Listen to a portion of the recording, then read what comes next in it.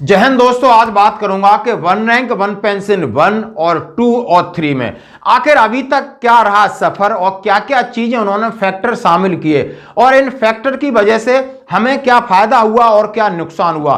तो तीनों का कंपैरिजन करूंगा और इसके ऊपर मैं बात करूंगा कि यानी आरओपी 2 के बाद जितना एजिटेशन हुआ तो एमओडी से जो सवाल पूछे गए थे यानी रक्षा मंत्रालय का क्या जवाब आया, यानी कौन कौन से सवाल पूछे गए, क्या क्या जवाब आया, आगे क्या और संभावना है। यानी आरओपी 3 इंप्लीमेंट हो गई, सारी चीजें हो गई, अब आगे संभावना कैसी है। जैसे सरकार सेलिब्रेशन की बात कर रही, सरकार उसका प्रचार और प्रसार कर रही है, लेकिन सरकार रुक गई है। लेकिन अब सैनिक संगठन आगे कैसे बढ़ रहे हैं, मैं बात आरओपी की बात करूंगा, मैं बात मिलिट्री सर्विस पे की बात करूंगा, फैमिली पेंशन की बात करूंगा, डिसेबिलिटी पेंशन की बात करूंगा और एमओडी का जो लेटर है उसमें क्या उन्होंने लास्ट जो एक जवाब दिया था उसके आगे हमारी क्या कार्रवाई होगी, इसके बारे में बात करूंगा। तो सबसे पहले हम समझ सकते हैं कि आरटीआई से यह पूछा गया कि आखिर वन रैंक वन पेंशन 1 और 2 और 3 में किस पॉलिसी के तहत आपने क्या क्या काम किया और उनका कंपैरिजन देखेंगे। सबसे पहले आरओपी 1 की बात करूंगा, आरओपी 2 की बात करूंगा और आरओपी 3 की बात, उसके बाद एमओडी से हमने जो सवाल पूछे उनके क्या जवाब मिले और आज हमारी क्या प्रमुख विसंगतियां हैं, ये फ्यूचर में इनका रिजॉल्व होंगी या नहीं होंगी, या इनके लिए और कौन से रास्ते बनते हैं दोस्तों। तो जैसा कि आरओपी 1 की बात करूंगा, सबसे बड़ा पहल हुई थी आरओपी 1 और उस समय पूरे देश में एक लहर थी, चुनाव में हर जगह इसकी चर्चा थी और ये एक साथ 2014 से प्रभावी थी और नवंबर 2015 में इसकी घोषणा हुई थी। और उसमें नवंबर 2015 में घोषणा, तो आपने 7 नवंबर 2015 का एक पॉलिसी लेटर बन गया था और वो आधार बन गया। उसमें base year pension calculation, pension बाद fixed based on average for the same rank and same length of service from all 3 arms, arrear from 1 July 2014 paid in 4 instalment. उन्होंने कहा है कि आपको पीछे दिसंबर 2013 तक जितने भी किसी प्रकार के रिटायरीज हैं और जो पेंशन ले रहे हैं, फैमिली पेंशन है, सर्विस पेंशन है, और उनको सबको शामिल करके और सरकार ने एक बहुत बड़ा तोहफा दिया। लेकिन दोस्तों होता क्या है कि नवंबर 2015 में दिया और दिसंबर 2015 में आपको फिर एक रिवीजन मिलता है जो कंसीडर होता है और 1 जनवरी 2016 को जो 2.57 लग के आपकी पेंशन टेबल बनती है और जो पेंशन होता है तो उसमें आप देख सकते हो कि आपको 3 गुना बड़ा डबल फायदा होता है। तो लगा कि कहीं ना कहीं हमें बहुत सरकार ने दिया है, लेकिन जब उसको नेगोशिएशन होता है और उसका कंपैरिजन होता है तब सामने कुछ और चीजें तस्वीर निकल के आती हैं। एरियर फ्रॉम 1 जुलाई इन्होंने 4 इंस्टॉलमेंट में एरियर दिया। बेनिफिशियर्स यानी लगभग 20,60,000 लोगों को इसका फायदा मिला था। एक्सर्समैन है, विडो हैं और रिटायर्ड जो भी हैं। फाइनेंशियल इफेक्ट था उसका 7,123 करोड़ पर ईयर्स, यानी 7,123 करोड़ पर ईयर का था। एरियर में उनके 10,392 करोड़ रुपए खर्च हुए थे। आरटीआई से उन्होंने जवाब दिया है। अब अनोमलीज क्या हुई, अनोमलीज उसमें यही था कि मैक्सिमम पर फिक्स नहीं हुआ, मैक्सिमम पर यानी एवरेज नहीं चाहिए था, हमें मैक्सिमम चाहिए था और तीनों सेनाओं का चाहिए था। यह बात सामने एक उभर के आया पहली चीज, और इसको हमने वन रैंक वन पेंशन असली नहीं नकली दिया। जैसे कि मैक्सिमम का भी एक 2013 का लेटर था, उसमें एक सरकार, वर्तमान सरकार एग्री कर रही थी कि हम मैक्सिमम पे आपको देंगे। अब इन्होंने जो दूसरी सरकार बनती है वो आरओपी का फायदा लेती है पॉलिटिकली और इसके बाद केस सुप्रीम कोर्ट में जाता है और सुप्रीम कोर्ट से केस लगभग चलता रहता है 2022 तक।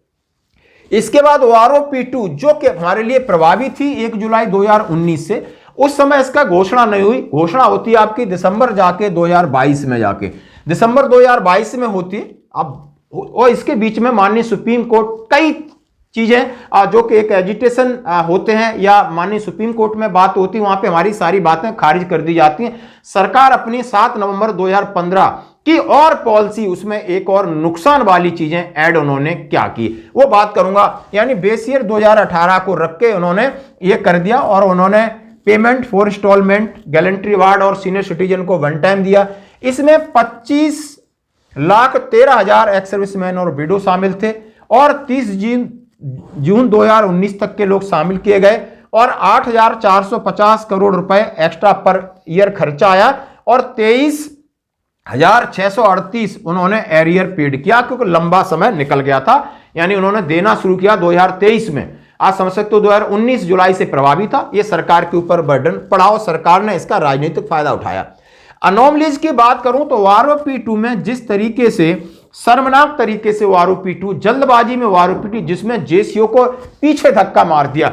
आपने देखा होगा नायब सूबेदार मेजर ऑनरी, इनको 1 रुपए फायदा नहीं बल्कि नुकसान हुआ। मैं इसलिए कह रहा हूं कि अच्छा हुआ कि उन्होंने जो पॉलिसी बनाई है कि जो ज्यादा ले रहे हैं उनकी कम न की जाए, नहीं तो कम होने के पूरे चांस थे। जैसा कि आप देख सकते हो, मैं आपको चार्ट या सभी जानते हो, सब लोग माइनस में चले गए थे और वो जो धक्का लगा, वो धक्का यानी जो आरोपी-1 में उनकी पेंशन थी उससे 2-2 हजार 3-3 हजार पेंशन कम कर दी और उसी दिन से आरोपी के ऊपर एक प्रश्न चिन्ह लग गया, काला धब्बा लग गया कि वन रैंक वन पेंशन है कैसी, जो कि इसका एम है कि जो लोग हर 5 साल में रिवीजन होगा और रिवीजन में जितना इंक्रीमेंट बनता है, जो नए पेंशनर है उनकी बढ़ जाती है, तो पुराने पेंशनर को भी उनके साथ बराबर कर दिया जाए। और यहां पर उल्टी गंगा बहना शुरू हो जाती है और वो गंगा आज तक सीधी नहीं हो पा रही है, ना उल्टी हो रही है ना सीधी हो रही है, इधर से उधर घूम रही है। अब इसमें अनोमलीज आप समझ सकते हो, नायब सूबेदार का भट्टा बैठा, सूबेदार को नुकसान, सूबेदार मेजर को, ऑनरी कमीशन को, और वहां पर सेना के अधिकारियों को जबरदस्त फायदा हुआ। और इसका आप चार्ट देख सकते हो, मेरे पास पूरा डिटेल है कि कहां किसको और कितना फायदा और नुकसान हुआ। इसमें आप देख सकते हो कितना परसेंट, यानी आप समझते हो पे लेवल 3 यानी जेसीओ को तो घाटा हुआ है, बाकी जवानों को किसी को 24 किसी को 25% होता है, वहीं अधिकारियों को लगभग 44%, 48%, 50% फायदे होते हैं। और ये pension revision government of India MoD का लेटर है और आपके सामने 20 जनवरी 2023 का है, आप देख सकते हो।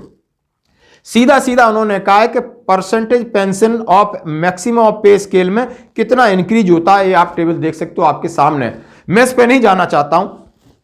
अब बात और आती है, दूसरा का पीएमआर को उन्होंने शामिल किया बड़े चुपके से, जहां माननीय प्रधानमंत्री जी ने कहा था कि जो सेवानिवृत्त स्वेच्छा से आए हैं उनकी जब बात चल रही थी कि सवाल चल रहा था, उनसे सवाल पूछे गए तो उन्होंने कहा उनको सबसे पहले देंगे, लेस नायक को पहले देंगे, सिपाही को पहले देंगे, नायक को पहले देंगे, प्रीमेचर को पहले देंगे। यानी सभी ने बात की जवानों की, बात की जो 97% जवानों की बात की सिपाही की, लेस नायक की, विधवा की, लेकिन फायदा और मलाई किसी और ने खाई।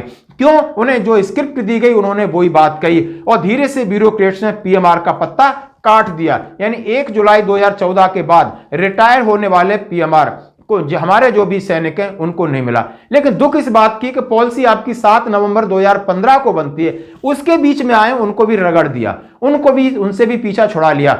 आज ये समझ सकते हो कि कितने लोग प्रीमेचर आ रहे हैं, ना के बराबर प्रीमेचर आ रहे हैं। आर्मी नेवी में कोई आता ही नहीं है, एयरफोर्स में कोई आता ही नहीं है, यानी आर्मी में जो आ रहे हैं उनके लिए आपने सिर्फ और सिर्फ बहुत छोटी सी बात कहकर उनको आपने दरकिनार किया, ये सही नहीं है। उसके बाद जितने भी अफसर को ज्यादा बेनिफिट हुआ आप देख सकते हो, और जो भी बेनिफिट एक्स सर्विसमैन को उन्होंने ये सारी सम्माना, यानी OROP-2 था वो बहुत बुरी तरीके से था। अब OROP-3 की बारी थी, हम उसमें डर गए थे कि आखिर गवर्नमेंट करेगी क्या। गवर्नमेंट के पास जितना एजिटेशन किया दोस्तों, मैं आप बात कहना चाहता हूं, चाहे आपका वॉइस ऑफ एक्स सर्विसमैन ने किया हो, चाहे सबका सैनिक संघर्ष कमेटी ने किया हो, चाहे किसी और ने किया हो, रामलीला मैदान पे किया हो, जंतर मंतर पे किया हो, रेवाड़ी पे किया हो, चिट्ठियां लिखी हैं, ये उन्होंने डायरेक्टली हमसे संपर्क न किया हो, लेकिन उनके कान खड़े हो गए थे कि OROP-2 में बहुत बड़ी गड़बड़ी हुई है और इसको हम जरूर सुधारेंगे। और उसके बीच OROP-3 पे आने से पहले जो लेटर लिखा गया है और लेटर का जो जवाब दिया है, अब मैं इसकी चर्चा करना चाहूंगा। यह रक्षा मंत्रालय, मिनिस्ट्री ऑफ डिफेंस, पूर्व सैनिक कल्याण विभाग, और यह लेटर है दोस्तों कि issue raise by ex serviceman association ने जो अपने पॉइंट्स दिए होते हैं वहां पर। This department has been received several representation from ex serviceman and association related of pensionary and other matter in respect of armed forces personnel. In this regard, after going through the representation received in this section, some of the issue have been compiled on the basis of information available in this section. The point-wise comments on this issue agenda. उन्होंने कहा कि ex serviceman ने कुछ point और issue raise किए, लेकिन मैं जवाब किस पे दे रहा हूं? जो मेरे पास पॉलिसी है, जो मेरे पास पॉलिसी, यानी एक क्लर्क जवाब दे सकता है इसका। और हमारे सवाल क्लर्क से नहीं थे, हमारे सवाल थे रक्षा मंत्री जी से। अब पॉलिसी के हिसाब से उन्होंने दे दिया, पूछा कि fitment factor for JCO is only 2.57 and अफसर इट इज 2.81. वाई? दूसरा सवाल, benefit of OROP not applicable for PMR retired who get on premature retirement after 1 July 2014. Equal MSP should be fixed for JCU as well अफसर, ये सवाल है। अब इसमें मैं बात कर रहा हूं, अफसर have been more benefited than jawan and honorary ranks in fixation of pension ROP 2, request for grant widow pension equal to service pension, demand for granting equal disability pension for अफसर and jawan, benefit for MSEP may be extended by pre 2006 retired also, implementation of recommendation of OMGC, payment of ex gratia award. ये जो point दिए गए उनमें से BL Meena साहब under secretary का sign किया हुआ लेटर 20/7/2023 को वापस आता है। अब उन्होंने कई इसके जवाब दिए, आप पढ़ सकते हो। उन्होंने वेटेज की बात की, तमाम इस सवालों के जवाब उन्होंने कहा है fitment factor age par policy, 7th pay commission, benefit of OROP premature age par policy 7/11/2015, equal MSP should be fix, the military service pay was introduce 6th pay commission while deciding the rate of MSP in case of JCU 6th pay commission में पे commission ने जो decide किया है, हमारे पास उसको बढ़ाने की कोई पॉलिसी नहीं है।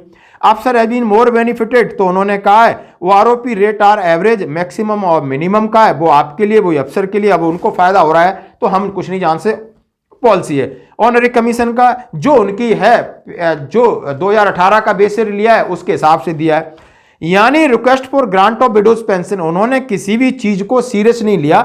यानी वो मैंने क्या कहा, एक अधिकारी ने साइन किए, कोई भी बता सकता है कि हमारे पास इसकी चिट्ठी नहीं है, हमारे पास ऐसी चिट्ठी है, हमारे पॉलिसी बनाई, मैं पॉलिसी के लिए लिखा है कि ऐसा क्यों, आपको ग्राउंड में इनजस्टिस दिख रहा है, हम उसकी बात कर रहे हैं, हमें वो न्याय दीजिए। कल क्या माननीय रक्षा मंत्री जी भी कहेंगे लेटर में ऐसा लिखा है, हम वैसा ही कर रहे हैं। माननीय रक्षा मंत्री जी से हमारी गुहार है, हमारी गुहार किसी के बैठे हुए बाबू से नहीं है कि वो हमें रिप्लाई दे क्या है, हम कोई आरटीआई नहीं डाल रहे, हम एजिटेशन कर रहे हैं, हम रिक्वेस्ट डाल रहे हैं। तो दोस्तों अभी आपने वन रैंक वन पेंशन 3 में जो आपने देखा होगा 1 जुलाई 2024 से बेस ईयर 2023 और सितंबर 2024 में हुआ है, इसमें वो एनोमलीज हैं कि आपने मिनिमम या मैक्सिमम पे फिक्स किया है। वो आप कह रहे हो कि हमने एवरेज लिया है, लेकिन हमें कैसे पता कि आपने एवरेज लिया है? इसके लिए लाइव डाटा आप प्रोड्यूस कराइए, बार बार आरटीआई बार बार मांगा जा रहा है, तो लाइव डाटा लाइए, वो डाटा लाइए जिससे आपने ये फिगर निकालें, वो डाटा लाइए जिससे आप ओआरओपी 2 में जेसीयू की पेंशन कम हो जाती है। अब वही उसी सीक्वेंस से उसी तर्क पे होना था तो फिर कम होनी थी, लेकिन वो लाइव डाटा आपने कहां से बनाया उसकी बात करेंगे। उन्होंने कहा डिफेंस पर्सन अफसर जेसीयूआर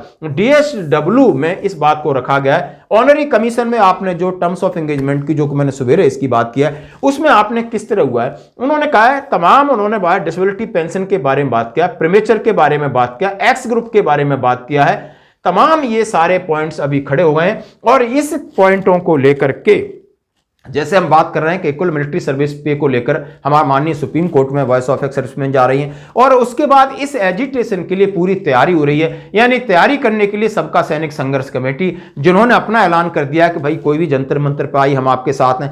एफबीए की 12 तारीख को यानी 12 जनवरी को उनकी एक वर्चुअल एक मीटिंग है आगरा के अंदर, वो अपना डिसीजन लेंगे। यानी सबसे पहले चाह रहे हैं कि सब लोग एक अच्छा कॉमन ड्राफ्ट बनाएं जो सभी के लिए कॉमन हो और सॉलिड हो, और इसके हमारे पास तर्क हो, तब हम सरकार से वार्ता के लिए आगे बढ़े, सरकार के ऊपर प्रेशर बनाएं और एजिटेशन करें। यदि आपकी इसके ऊपर और कोई राय या सुझाव तो हमें जरूर दें। धन्यवाद, हम आपका स्वागत करेंगे।